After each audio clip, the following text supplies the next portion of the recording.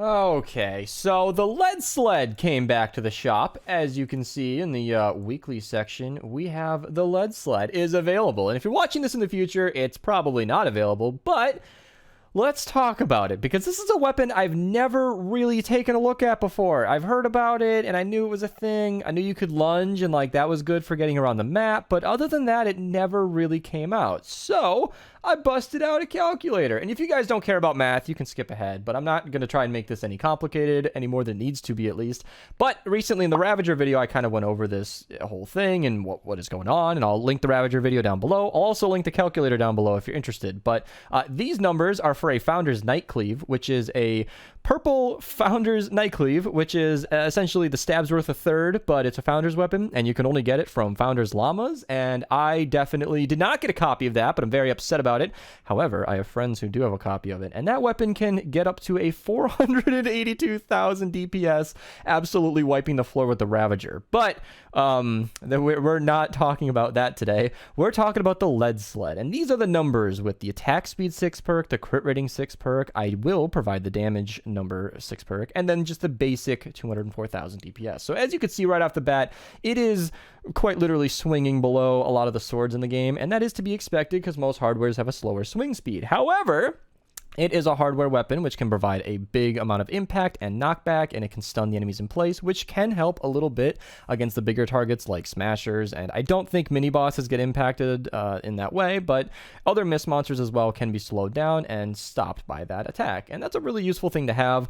But I'm not really sure that that's an absolute game changer. And that was essentially my experience with this weapon. My copy was upping my attack speed while I was attacking, and that could make it very usable. It was a fun thing to try, but I'm not 100% certain that this is any kind of game changer. I will say, though, it was good enough to use and be effective in a high-level zone. So if you're looking for something to switch things up, you could absolutely use the lead sled and not even feel like you're the weak link on the team. So if you're going to be perking the lead sled, let's get into it. Now, Sunbeam or Brightcore is a brand new topic on my channel, so if you guys want to check out that video, link down below, you can. Sunbeam is better always because the amount of damage it gives you is more than the amount of damage you'd get from a higher swing speed, even with Paleoluna. All of that is explained in that video, and I'll link it down below. But first and foremost, let's talk about the 6 perk options. Now, I already showed on the graphic over there, attack speed is the best one. Damage is tough to calculate, but damage doesn't stack that well, so you can't just fake this by adding 30% to whatever numbers you have here, because the energy has 20%, the damage perk has 30%, my loadout has hardware damage in it, and or at least did. I'm not sure exactly what I have right now, but in the gameplay it did, and we can actually show that loadout here, actually. I think that's worth going over because it's essentially a Paleoluna build with my 130 copy, so this video doesn't look any better than it otherwise should be. And then the 2 hardware perks, which is hardware damage with actuated attacks. This is Tank Penny. And then the other one is hardware crit rating from Guardian Bull. These are very common heroes. I point them out in my daily videos. So if you're looking to grab one of them, they are very, I don't know, commonly, like once a month maybe, they're on the map and you can get these. And they are essentially the only 2 heroes that are going to be buffing the hardware damage specifically. But Paleoluna is just, as usual, the better way to go because the amount of damage you get from her bonus is significant. And that is why I think the attack speed bonus is the better option here because, I mean, I know it's the better option based on the math, but my theory is because, you know, Luna, and crit rating did not help as much. So damage can be nice if you just want raw damage or you're not using Paleoluna. Damage probably would be the better way to go. Especially even with crit rating being a thing, maybe crit rating and support could be nice. If you're rolling like double crit damage and totally rocking out, that could absolutely work. And I'm not going to be recommending that today, but it is an option for you. So there's your totally rocking out perks if you're curious. But the basic all-around perks is what I have here today. Now, crit damage is a perk that is best in this position. We tested it with damage, crit rating, and it is the highest DPS, provided that you have the hardware crit rating in the support on your loadout. If you don't have this number up to 34%, then damage will be the better option here. It just depends on what heroes you have available in your loadout. And then, of course, I ran an energy just to keep it sort of, you know, neutral. Matching your element is always the best way to go. If it's a fire zone and you know you're going to be facing fire enemies, water will be the best option. If it's a water zone, use nature, and if it's nature, use fire. That kind of thing. And if you're in the lower level zones, then I guess physical is going to be completely fine. I think my copy actually came with physical, so maybe you just want to leave that alone.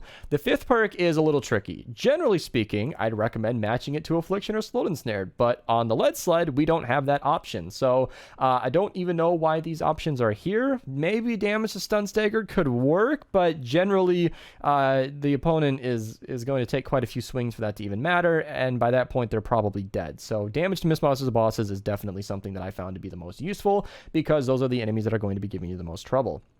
Obviously, attack speed at the top here is something I highly recommend. If you're using Totally Rockin' Out, you'll be getting that attack speed bonus from the team perk, so running double crit damage would be completely fine, because you'll be getting your not only a crit rating, but the exact swing speed that will make this weapon quite usable, and that can be definitely fun to work with. But attack speed, if you're using Pele Luna, is definitely recommended.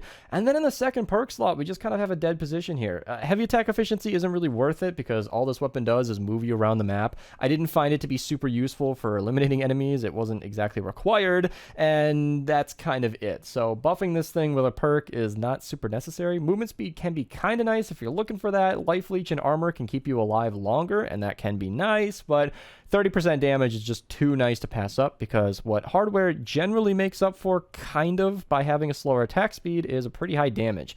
38,600 damage per hit is a ton, and while it's not strictly higher DPS than some of the swords, it is nice to have, so upping that damage with a perk is definitely recommended. So that honestly just wraps it up. Like, there's not really much to talk about this with this weapon. I would love to have like an attack speed rating crit damage or double attack speed somewhere in here, but unfortunately we just don't have those options, and we are stuck with what we have. So all in all, the Lead Sled is it's not a bad weapon. I can't recommend not using it if you want to try it out. You can always recycle a weapon or put it in the collection book if you want to get the stuff back, but all in all, it is essentially just a fun weapon to switch things up. If you guys want to support the channel, feel free to use code Mista at your checkout. Feel free to subscribe if you're new, you know, Twitch link down below. I make some of these videos on stream nowadays. It's kind of fun. Thank you guys so much for watching, and I'll see you in the next one.